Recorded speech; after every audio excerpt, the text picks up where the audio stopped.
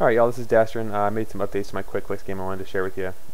First of all, the level select panel over here, again the blue and the red colors are just indicating whether or not this user has completed that level. Well, I made this automatically scalable, so it'll automatically scale all the way over here. So here I've made 47 levels, and it automatically updated this to show me a third page with those 7 levels. If I told it there's 102 levels, it'll let me click through 5 pages of levels, and then the 6th page will have just 2 buttons visible and yada yada. So that's one thing I did.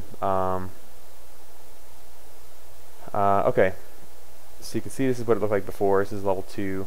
But here's what else I did. I added some stone texture graphics to the game.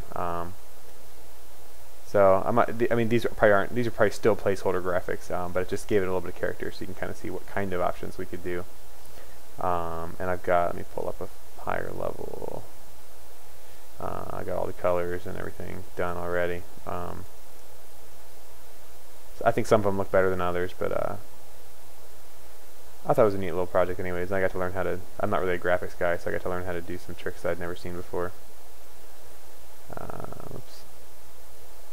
So anyways, you don't want to watch me play. I'm just trying to kill it so I can get to the next thing. Yeah, let's just click real fast and see what happens. I can just run myself out of time. Oh nice, I beat it with 1 point to spare. Okay, the next feature I added, which I think is pretty stinking cool, is called balloon mode. So I added it to this stage just so you can kind of see what it looks like. Okay, I showed you how the buttons move on the other stages. Well, these ones only move up and left and right, and they move up twice as often as they move in the other 2 directions. You can see when the buttons float off of the top right here, they pop back in on the bottom. So it's like it's an infinitely floating little area. So I'm going to add a balloon, texture pack, so these look like little colored balloons floating instead that you click on, and that'll be pretty easy. That'd be actually really easy graphics to make. But anyways, yeah, that's the idea for the balloon mode. This is something Pythag and I were talking about, so shout out to Pythag.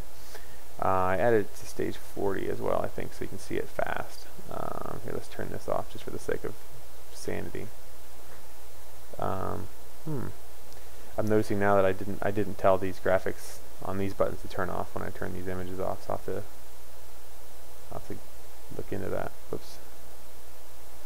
Anyways, you don't want to see me play this either. I'll just click to run myself out of time.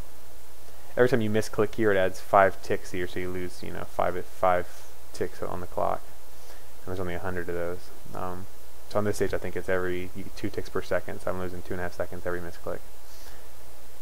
Anyways, so those are the features I've added the last couple of days. I'm going to add a kind of a developers panel. I keep moving this around. I'm sorry. I know that's on your video. I'm going to add a developers panel, like a separate pop-up over here that's going to have all of my settings for each stage, so I can edit that stuff on the fly.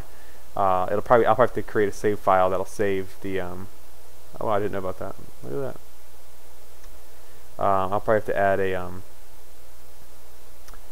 a separate save file that'll save all of the stage data, and then my game will import all that data rather than just taking it straight out of my code. But yeah, I want to implement that in the next couple days. So anyways, those are the updates. Give me some feedback. Let me know what you think. Thanks.